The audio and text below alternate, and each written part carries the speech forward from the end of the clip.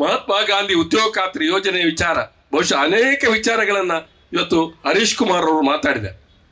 ಬಹುಶಃ ಸರ್ಕಾರ ಹಿಂದೆ ಸಿದ್ದರಾಮಯ್ಯ ಸರ್ಕಾರ ಇದ್ದಾಗ ಅದ್ಭುತವಾದ ಕೆಲಸವನ್ನ ಈ ರಾಜ್ಯದಲ್ಲಿ ಮಾಡಿತ್ತು.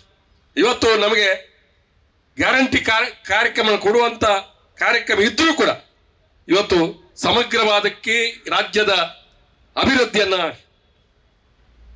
ಆಲೋಚನೆ ಇತ್ತುಕೊಂಡು ಇವತ್ತು ಎಲ್ಲ ಶಾಸಕರಿಗೆ ದುಡ್ಡು ಹಂಚಿಕೆಗಳು ಮಾಡಿ, ಬಿಜೆಪಿ ಶಾಸಕರಿಗೆ ಸಹಿತವಾಗಿ ಇವತ್ತೇನು ನಿಮ್ಮ ಹಳ್ಳಿಯಲ್ಲಿ ರಸ್ತೆಗಳು ಶುರು ಆಗಿದೆ. ಇವತ್ತು ಸ್ವಲ್ಪ ದಿವಸಗಳ ಹಿಂದಿನಿಂದ ಅದಕ್ಕೆ ದೊಡ್ಡ ದೊಡ್ಡ ಬ್ಯಾನರ್ ಕಟ್ಔಟ್ ಆಗ್ತಾರೆ, ಅವರ ಮುಖಂಡರಾಗ್ತಾರೆ. ಅದು ದುಡ್ಡು ಯಾರ್ದು ಅಂತ ಹೇಳಿದ್ರೆ ರಾಜ್ಯ ಸರ್ಕಾರ ಕೊಟ್ಟಿರ್ತಕ್ಕಂಥ ಶಾಸಕರ ನಿಧಿ, ಅವರಿಗೆ ಶಾಸಕರಿಗೆ ಇಂತಿಷ್ಟು ಹಣ ಕೊಟ್ಟಿರ್ತಕ್ಕಂಥದ್ದನ್ನು ಅದು ತಾವು ಅದನ್ನು ಅರ್ಥ ಮಾಡಬೇಕು. ಯಾಕೆಂದ್ರೆ ಜನರ ಪ್ರಚಾರದಲ್ಲಿ ಅವರು ಮುಂದಿದ್ದಾರೆ.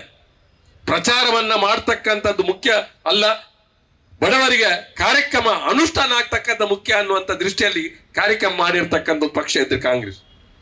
ಇವತ್ತು ಬಡವರಿಗೆ ಎಲ್ಲ ಹಂತದಲ್ಲಿ ಸಹಾಯ ಮಾಡಿರ್ತಕ್ಕಂಥ ಪಕ್ಷ. ನಾನು ಒಂದು ಮಾತನ್ನಷ್ಟೇ ಹೇಳಿ ನಾನು ಮಾತನ್ನು ನಿಲ್ಲಿಸ್ತೇನೆ. ಬಡವರಿಂದ ಕಾಂಗ್ರೆಸ್ ಇಂದ ಬಡವರಿಗೆ ಏನು ಅನ್ಯಾಯ ಆಗಿಲ್ಲ. ಯಾವುದೇ ಬಡವನಿಗೆ ಕಾಂಗ್ರೆಸ್ ತೊಂದರೆ ಆಗಿಲ್ಲ. ಹಿಂದುಳಿದ ವರ್ಗದವರಿಗೆ ಕಾಂಗ್ರೆಸ್ ಪಕ್ಷ ತೊಂದರೆ ಆಗಿಲ್ಲ. ಪರಿಷ್ಠ ಜಾತಿ ಪರಿಷ್ಠ ಪಂಗಡದವರಿಗೆ ಕಾಂಗ್ರೆಸ್ ಪಕ್ಷದ ತೊಂದರೆ ಆಗಿಲ್ಲ.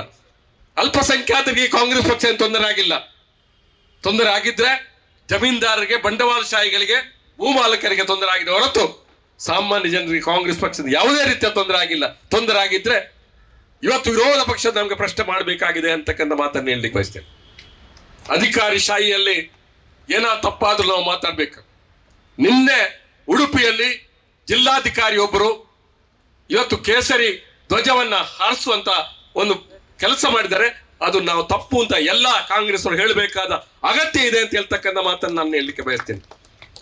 ಯಾವ ಮಾತಾಡ್ತಾನೆ ಒಬ್ಬ ಕಾಂಗ್ರೆಸ್ ಪತಾಕೆ ಹಾಕ್ಬೇಕು, ನೀವು ಕಾಂಗ್ರೆಸ್ ಪತಾಕೆ ಹಾಕ್ಬೇಡಿ, ಕೇಸರಿ ಪತಾಕೆಯನ್ನು ಹಾಕ್ಬೇಡಿ, ನೀವು ಹಸಿರು ಪತಾಕೆಯನ್ನು ಹಾಕ್ಬೇಡಿ, ಯಾವುದೇ ಪತಾಕೆಯನ್ನು ಹಾಕ್ಬೇಕು. ದೇವಸ್ಥಾನದ ಕಾರ್ಯಕ್ರಮ, ಆ ದೇವಸ್ಥಾನದ ಕಾರ್ಯಕ್ರಮ ಎಲ್ಲರೂ ಸಮಾನವಾದ ಅವಕಾಶ ಕೊಡ್ತಕ್ಕಂಥ ಕಾರ್ಯಕ್ರಮ ಆಗ್ಲಿ, ಯಾವುದೇ ಬಣ್ಣದ ಯಾವುದೇ ರೀತಿಯ ರಾಜಕೀಯ ಪ್ರೇರಿತವಾದಂತ ಪತಾಕೆಯಲ್ಲಿ ಯಾರು ಹಾರಿಸ್ತಾರೆ ಅದನ್ನ ನಾವು ಖಂಡಿತವಾಗಿ ಧಿಕ್ಕರಿಸಬೇಕು ಅಂತ ಹೇಳ್ತಕ್ಕಂಥ ಮಾತನ್ನು ಹೇಳ್ತಾ ನನ್ನ ಎರಡು ಮಾತನ್ನು ಮುಕ್ತಾಯ ಮಾಡ್ತೇನೆ. ಜೈ ಹಿಂದ್, ಜೈ.